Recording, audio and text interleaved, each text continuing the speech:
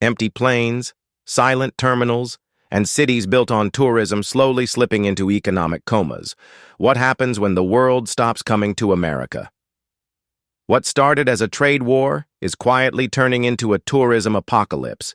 And if this continues, the U.S. could lose over $200 billion by the end of the year. But this isn't just about money. It's about reputation.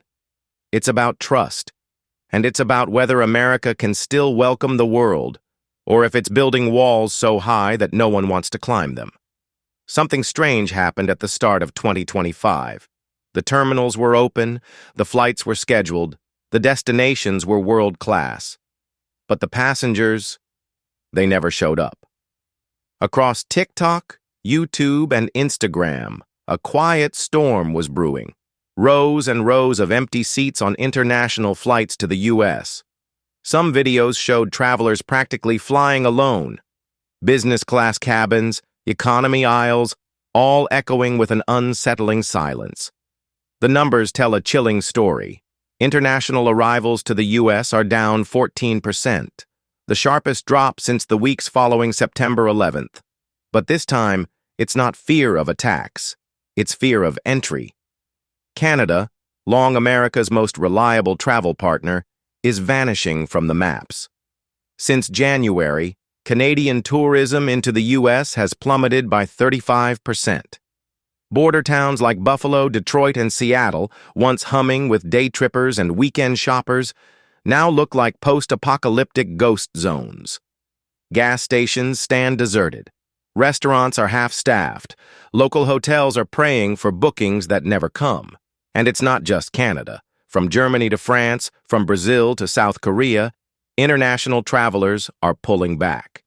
Western European arrivals fell 17% in March alone. The U.S. Department of Commerce confirms it's the deepest travel cut in over 2 decades. It's not just a trend, it's a reversal. What used to be an unstoppable flow of global tourism into America is now a bleeding artery. And the country doesn't seem to notice, because every empty seat on those planes is more than just a missed opportunity.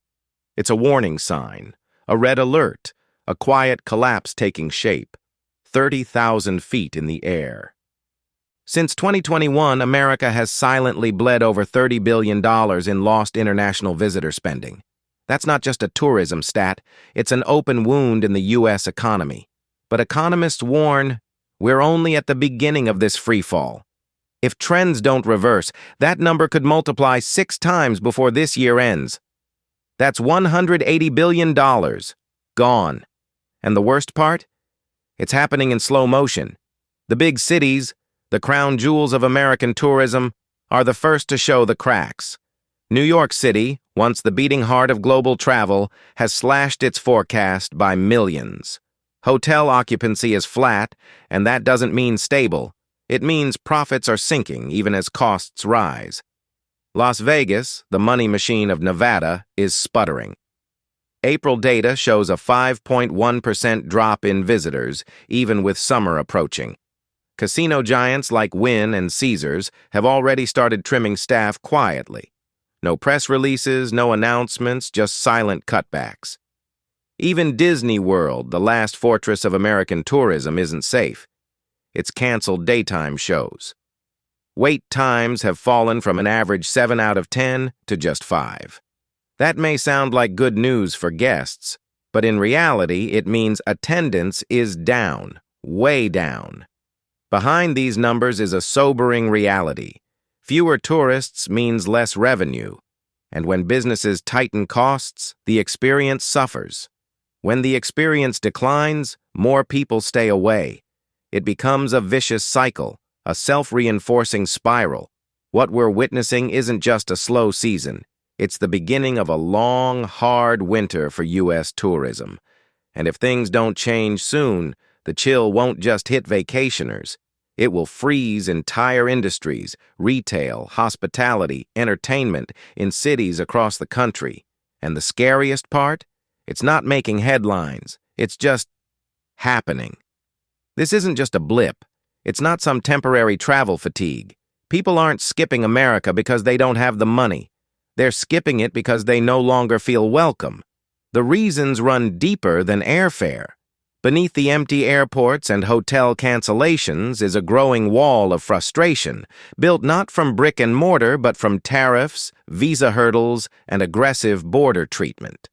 Let's start with the costs. Since 2023, the U.S. tourist visa fee has jumped from $160 to $185, and that's just the base price. A proposed fast-track lane could soon add $1,000 more, just for a faster interview. That's not tourism. That's a transaction with a warning label. Add to that the tariff pressure. Nearly everything a traveler touches, food, flights, hotels, is now more expensive. Airlines have quietly passed the cost of steel and aircraft part tariffs directly onto passengers. The average return flight from London to New York is already up 12% in early 2025 alone. And then comes the part money can't fix, the treatment at the border. Reports from Germany, France, Australia, they all tell the same story. Phones searched, laptops swabbed, passwords demanded, travelers detained for hours with no clear reason. The American border has become a zone of suspicion, not hospitality. The ACLU calls it a legal gray zone. But for tourists, it's just humiliating. Families come for memories and walk away with stories of being interrogated like criminals. Governments are taking notice. Canada has updated its travel advisory multiple times this year, warning citizens they may be detained or turned back at the border, even with valid documents. Australia's foreign ministry is now urging travelers to carry airtight interview answers and proof of funds, or reconsider entirely. And across Europe, tourism boards are quietly advising travelers to weigh their options. Is America worth it? Has become a serious question, not just in blogs, but in headlines. The dream of visiting the United States, seeing Times Square, walking the Vegas Strip, watching a Broadway show, is being replaced with a cold calculation. More hassle, more cost, more risk, less magic. What happens when individuals stop coming to America? One thing. But what happens when governments, airlines, and entire industries start nudging their citizens elsewhere? Intentionally. That's no longer a trend. That's a soft boycott. And it's already underway. Let's start with Canada, America's closest neighbor, longest ally, and one of its biggest tourism pipelines. In early April, the Canadian government launched a campaign called Stay North, Spend North. Its message is blunt. Don't let your dollars feed the very economy that punished us. It's more than words. The program offers 10% cash back on domestic travel and hotel bookings.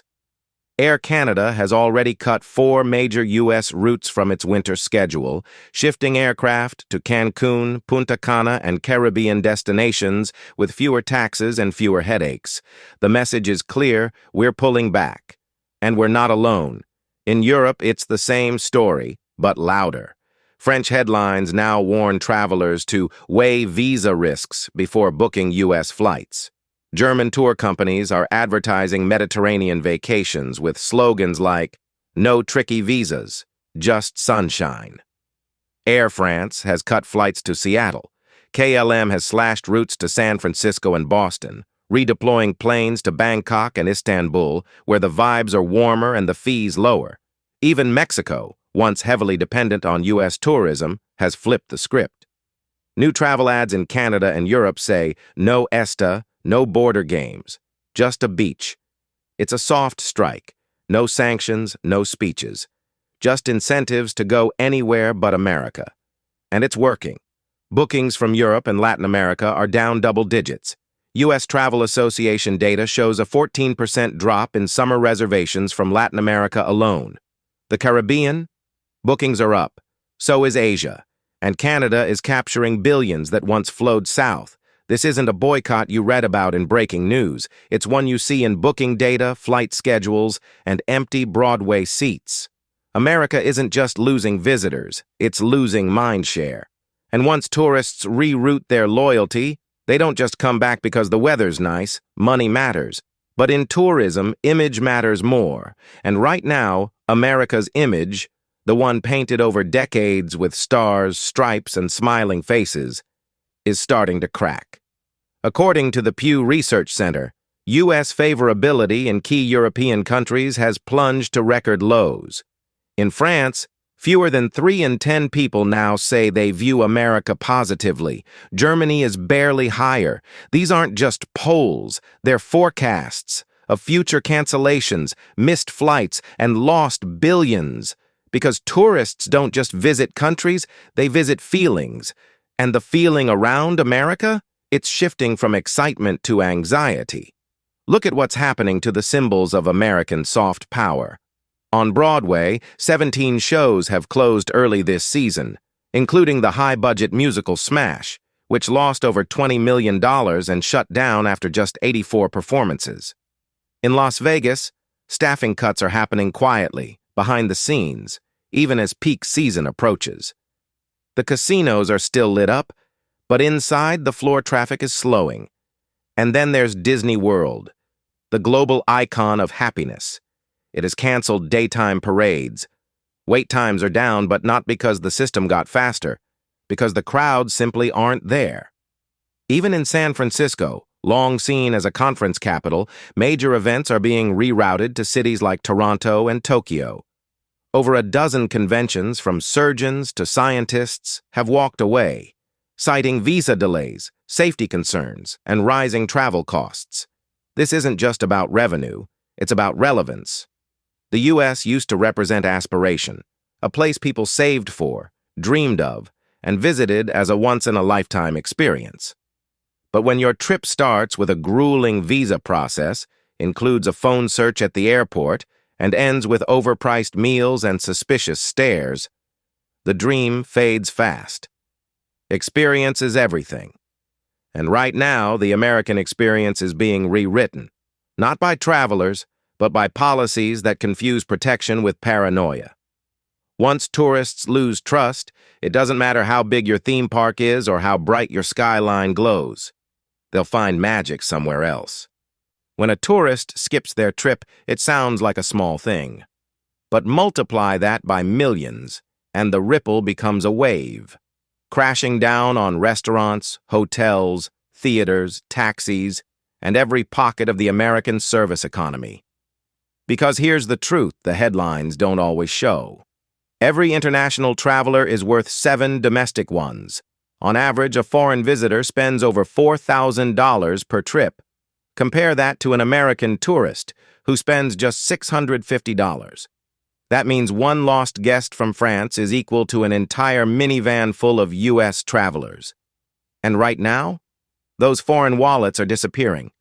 From the hot dog vendor outside Broadway, to the Uber driver in Las Vegas, to the hotel cleaning staff in Orlando, the impact is everywhere. These aren't Wall Street jobs. These are everyday people, and they're already being squeezed. In Orlando, tourism data shows that a sustained drop in international visits could wipe out 20,000 hotel and restaurant jobs. That's not a recession. That's an evaporation. In San Francisco, over 100,000 hotel nights were canceled in a single quarter due to withdrawn conventions. That alone translates to nearly $600 million in lost revenue, the annual wage of over 8,000 hospitality workers. And this isn't theoretical. It's happening now, quietly, steadily, irreversibly. Even in places where planes still land and sidewalks look full, something's missing. The high-spending tourist who dines out, tips generously, buys art, and sees shows. And when that kind of money dries up, businesses don't cut from the top. They cut from the front lines, the waiters, the bellhops, the performers, the service teams. This is the dark side of the collapse. It's not just about fewer guests. It's about worse jobs, less security, and an entire layer of American life slowly thinning out, with no safety net underneath. The tourism economy was once America's back-channel diplomacy, a handshake, a memory, a reason to return. Now, it's a vanishing act. And the ripple effect is only getting louder. The numbers are no longer projections, they're warnings. And they're multiplying fast. According to the latest joint alert from the U.S. Travel Association and Oxford Economics, if nothing changes, America stands to lose up to $200 billion in GDP by the end of 2025 just from the collapse in international tourism. To put that into perspective, that's enough to fund the entire Department of Transportation for 3 years. It's enough to build 4 brand new international airports from scratch. It's the financial oxygen of over 230,000 jobs, most of them in sectors that can't be automated, outsourced, or relocated. And yet, the federal response has been silence. No emergency task force, no temporary visa relief, no public messaging to ease fears abroad. Just more headlines about trade fights, tariff hikes, and border friction. What we're witnessing isn't just economic loss, it's strategic failure. Because tourism was never just about vacations. It was about visibility, goodwill, and soft power. Every international visitor represented not only money, but memory. A story they'd take home, an image of America they'd share. And right now, that image is distorted, shaped not by Times Square lights or Disney parades, but by border delays, empty hotel lobbies, and humiliating phone searches at the gate. This is how superpowers lose trust, not through war, but through neglect, by failing to see that the world has options. And if the U.S. becomes too complicated, too costly, or too hostile to visit, people will simply go elsewhere. They already are. The Caribbean is booming. So is Southeast Asia. So is Canada, capturing billions that used to belong to New York, Orlando, and San Francisco. And what's left behind in America? Vacant Broadway theaters, canceled conventions, closed restaurants, and workers wondering how the richest country in the world managed to shut its own front door and still be surprised that no one knocked. This isn't just about dollars, it's about direction. And if Washington keeps marching forward with tariff walls and diplomatic silence, it's not just tourism that will collapse. It's America's global standing. Tariffs were sold as protection for American jobs, but they're quietly destroying an industry built on connection and doing it from the inside out. Once trust is broken, once the experience turns sour, tourists don't come back. Not next year. Not the year after, and certainly not in the numbers America once took for granted. So ask yourself, is it worth it? Is a hardline trade policy worth the slow death of Broadway, the silence of theme parks, the closing curtains in Vegas? Or is it time to rethink what kind of nation we want to be seen as? Because when the world stops coming, it rarely knocks again.